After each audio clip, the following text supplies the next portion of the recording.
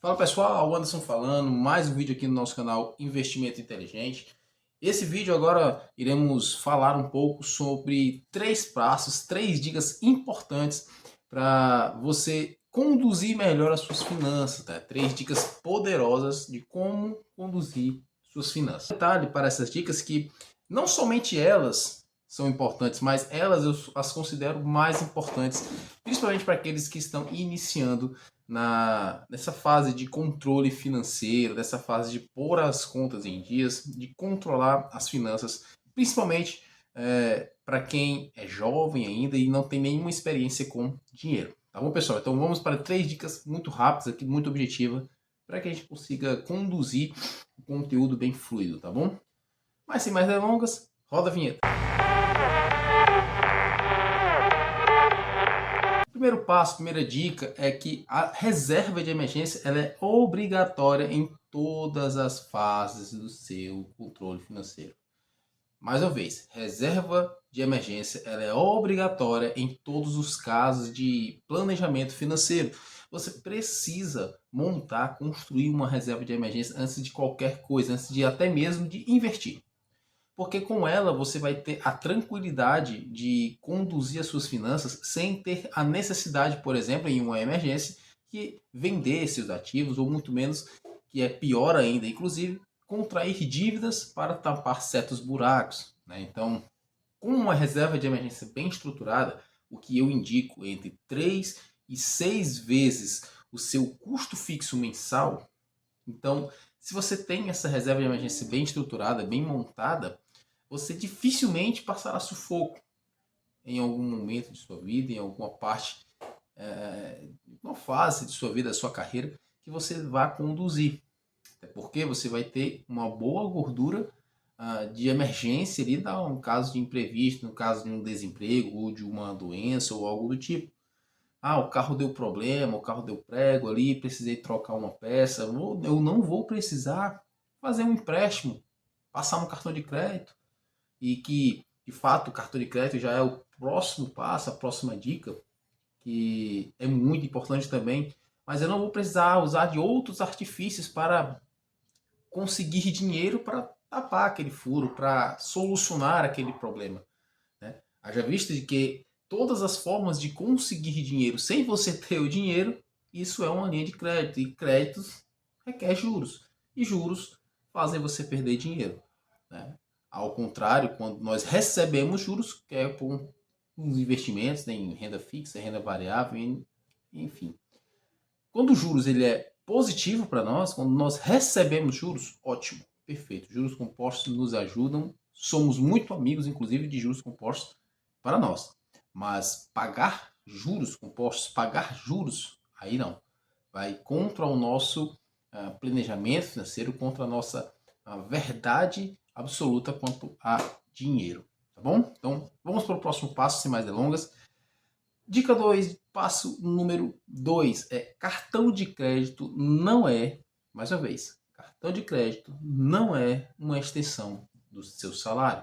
Isso, o cartão de crédito de nenhuma forma deve ser encarado como um aumento no seu salário, como um algo a mais ao seu salário, porque de fato ele não é.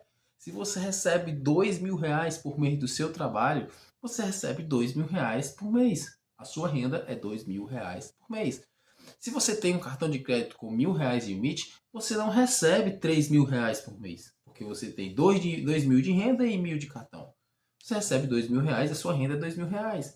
Os R$ 1.000 de cartão que você tem não é uma renda extra, não é uma extensão do seu salário, para que você possa usar ele para comprar alguma coisa, para passar no cartão alguma coisa, porque você não tem dinheiro. Se você não tem dinheiro agora para comprar seja lá, um computador ou um celular, e você quer passar no cartão para poder pagar depois, você tem que ter em mente que depois você vai ter que tirar desse seu dinheiro, da sua renda, dos seus R$ 2.000. Ah, ótimo, mas eu não tenho condições de pagar por um celular que é 1.500 à vista. Eu não tenho esse dinheiro agora, mas eu posso pagar 10 vezes de 150. Ótimo. Se esses 10 vezes 150 cabe no seu orçamento, cabe no seu bolso, perfeito. Se você está pagando sem juros, ótimo. Mas há outros artifícios benéficos para o cartão de crédito que você pode usar. Vou citar um exemplo. Se você chega numa loja e quer comprar um celular, como eu falei agora, que o preço lá no cartaz está R$ 1.500 à vista, ótimo. Se você pede desconto para pagar à vista e a loja oferece um desconto, 5, 10% no pagamento à vista, e você tem o dinheiro para pagar à vista, pague à vista.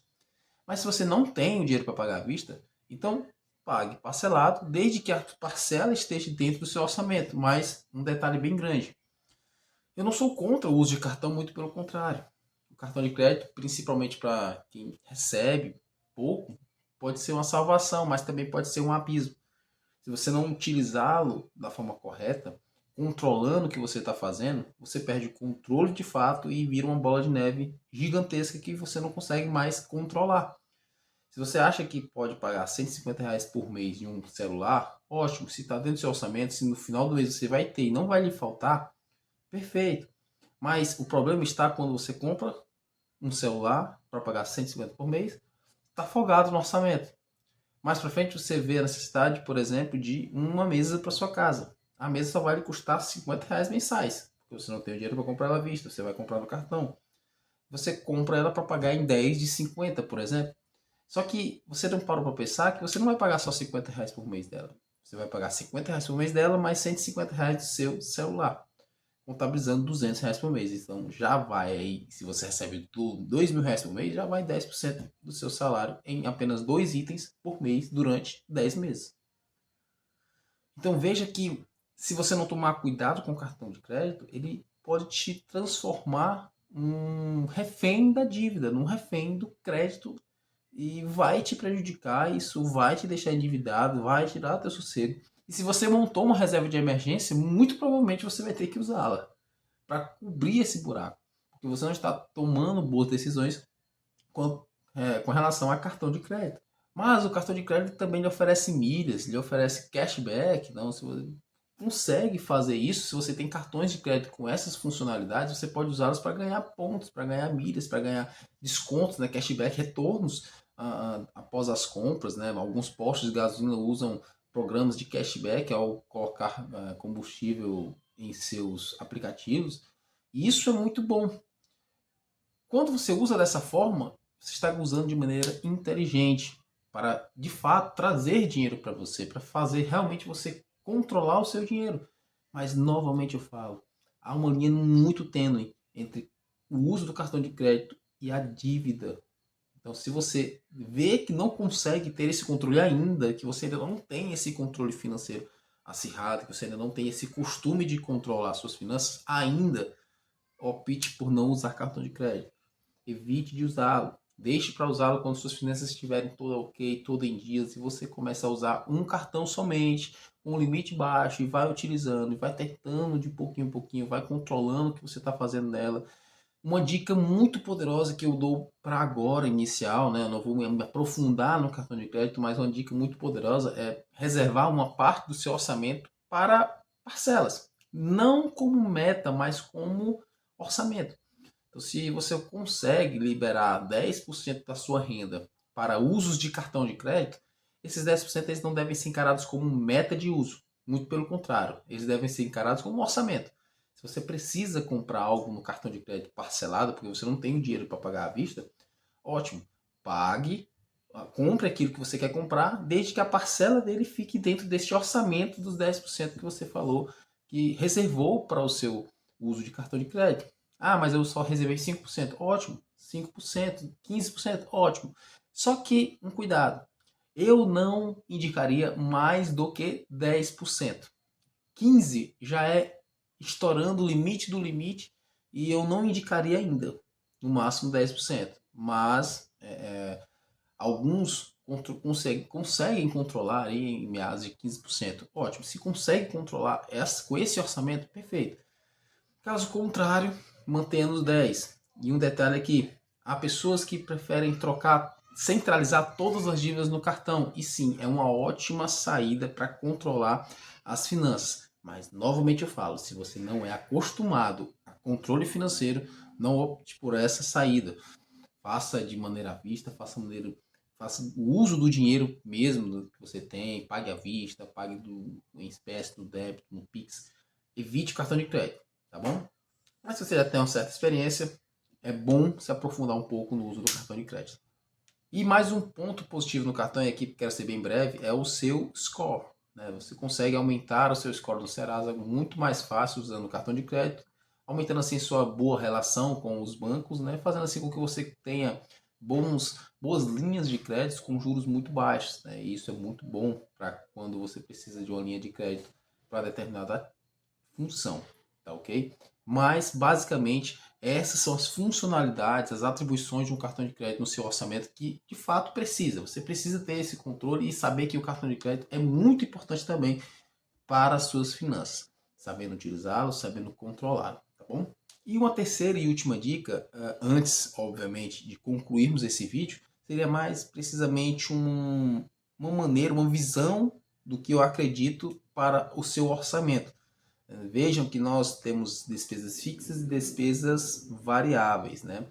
E somos, por cultura, mais aptos a acreditar que as despesas fixas são as mais saudáveis, né? E as variáveis, por se tornar variável, são mais prejudiciais. Mas muito pelo contrário, eu já o indico a ter mais despesas variáveis do que fixas.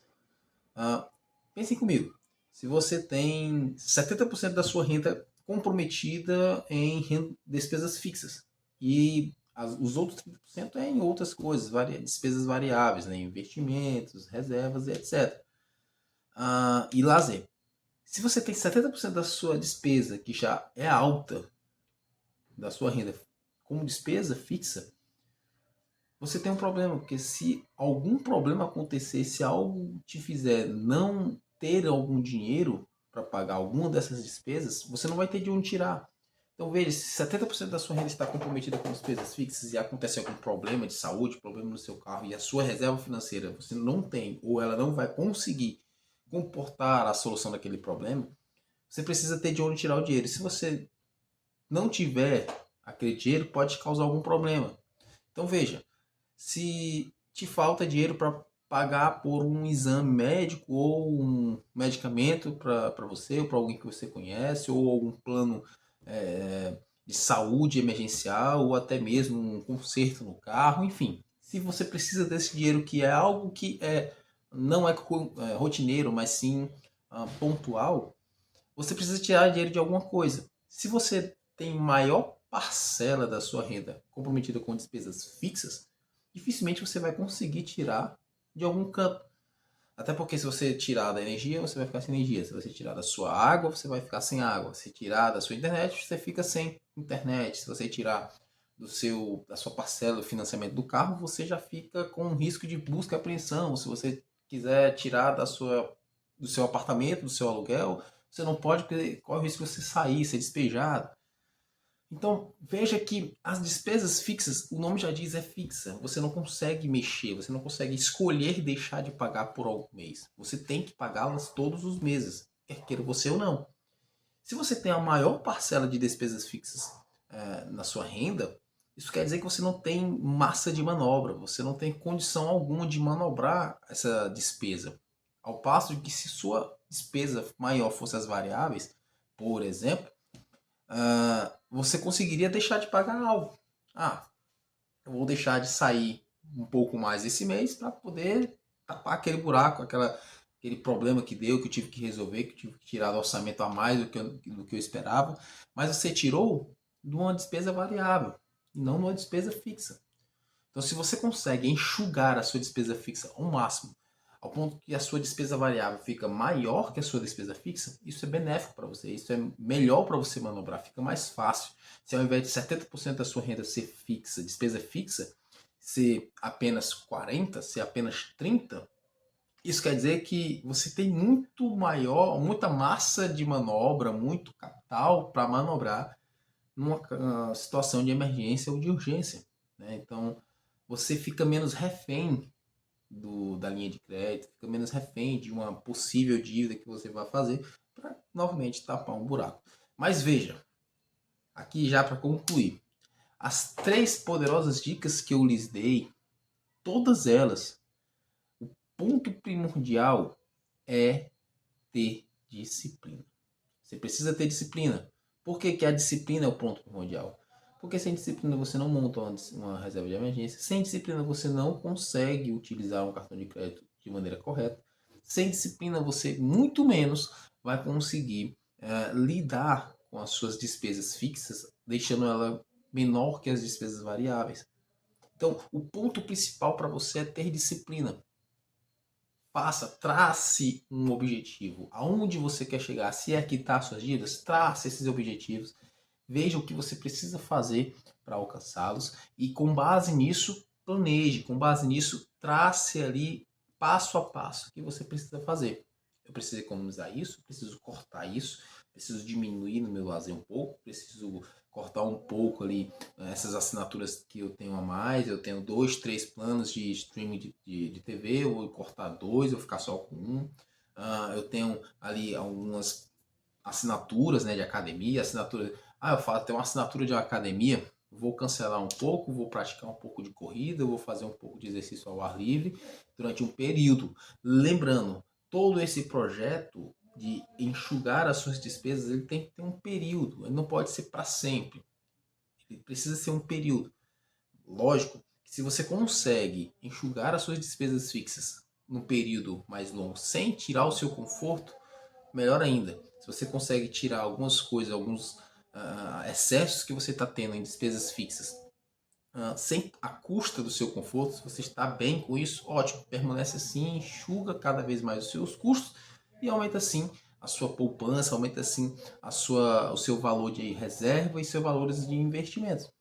Agora, se você já está no limite da redução de custo e você não tem mais o que reduzir, então agora você precisa entender que tipo de coisa você pode reduzir temporariamente, 1, 2, 3 meses, como forma emergencial, para gerar um capital, para conseguir uma sobra, para fazer algo rápido, algo curto, para que você consiga compensar isso depois, retornando novamente ao padrão de vida que você já tinha, né, com o custo de vida que você já tinha.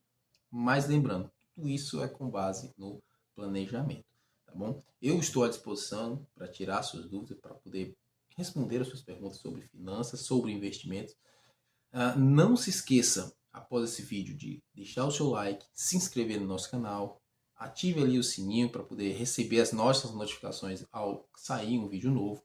E, novamente, não se esqueça, comente lá no vídeo, tire suas dúvidas, se você tem ou já superou uma dificuldade de controlar suas finanças, compartilhe lá. Vamos cada vez mais impulsionar esse assunto que é finanças, porque o objetivo desse canal, de fato, é alcançar mais pessoas para que essas pessoas não tenham tanta dificuldade ainda para cuidar das suas finanças. Muito pelo contrário, para que as pessoas dominem suas finanças e assim possam, de fato, ter uma vida de qualidade melhor, financeiramente falando. Tá bom? Então, é isso que eu tinha para falar hoje, era esses os pontos mais importantes no que diz respeito a planejamento financeiro. Obviamente, há outros, mas esses eu os considero principais nessa listagem de controle e planejamento financeiro. Tá legal, pessoal? Eu vou ficando por aqui. Desde já eu agradeço e que você possa novamente deixar o seu like e se inscrever no canal. Não se esqueça, tá bom, pessoal? Fui!